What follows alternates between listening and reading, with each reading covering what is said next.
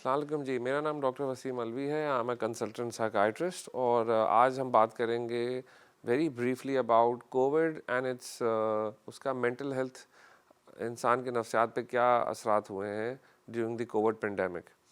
جی جیسے سب جانتے ہیں کہ کووڈ پینڈیمک ارلی 2020 میں فیبرری مارچ میں پوری ورلڈ پہ ایک پینڈیمک آیا اور جس کی وجہ سے پوری دنیا ایک لاک ڈاؤن میں چلے گئی.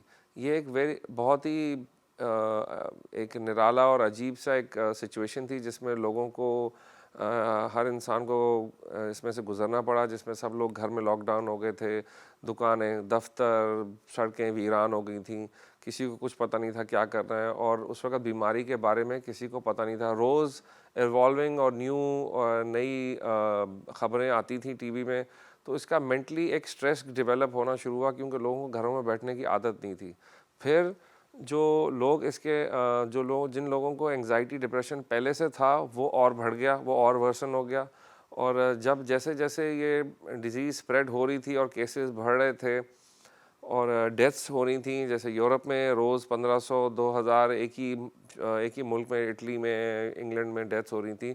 تو یہ ایک بہت ہی عجیب سا اور خوفناک اور بھیانک سا ایک سیناریو بن گیا تھا کہ لوگ ڈر رہے تھے کہ جی کب ہوگا، ہمیں اگر ہو گیا تو ہمیں جگہ ملے گی ہاسپٹل میں.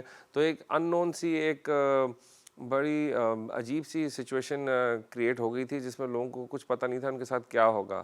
جیسے جیسے ٹائم گزرا اور لوگ ایڈجسٹ کرنا شروع ہوئے، پھر ویکسین آئی، پھر ویکسین لگی. لیکن ظاہر ہے اس میں مینٹل ہیلتھ ایشوز بہت زیادہ پرومیننٹلی لوگوں کے اوپر اثرات ہوئے. ڈپریشن، انگزائٹی بہت بڑھ گیا. جن کو موڈ ڈس آرڈر تھا، یعنی کہ بہت تیزی یا بہت سستی ہوتی تھی، وہ بھی کنڈیشنز بڑھ گئیں. تو ان چیزوں کے بارے میں اب یہ ہے کہ جب جیسے آہستہ آہستہ دنیا واپس نارملائزیشن پہ آئی، پھر یہ کہ اس کا دوسرا ویریئنٹ آ گیا، پھر تیسرا ویریئنٹ آ گیا. اب یہ ہے کہ یہ جی فورتھ ویو آف اومیکرون آئی ہے.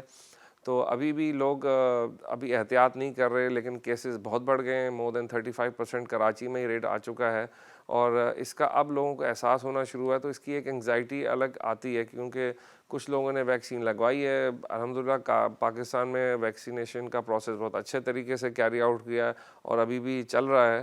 تو اس میں یہ ہے کہ مینٹل ہیلتھ ایشو کو یہ ہے کہ اپنی ایکسرسائزز کریں، اپنی دوا جو لیتے ہیں، اپنی دوسری بیماریوں کو کنٹرول کریں. Thank you.